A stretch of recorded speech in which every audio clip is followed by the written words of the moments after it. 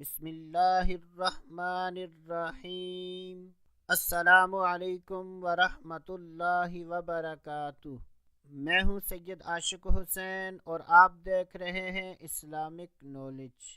آج کی اس ویڈیو میں بات کریں گے خواب میں غبار دیکھنا کیسا۔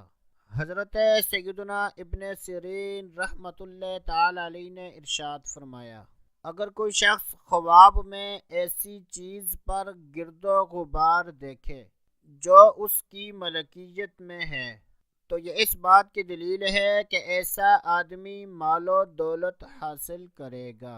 اگر دیکھے کہ غبار زمین و آسمان کے درمیان ہے تو یہ اس بات کی دلیل ہے کہ اس علاقے کے لوگ جو کام کر رہے ہیں اس کام سے رک جائیں گے۔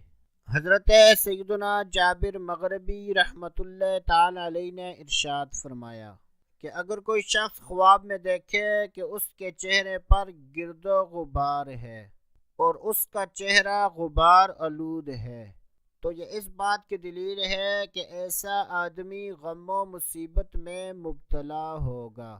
اللہ عز و جل سے دعا ہے کہ اللہ عز و جل ہمیں اچھے خواب دیکھنے، برے خوابوں سے بچنے کی توفیق عطا فرمائے۔ تو دوستو ابھی کے لیے اتنا ہی، اگلی ویڈیو تک اجازت، اللہ حافظ۔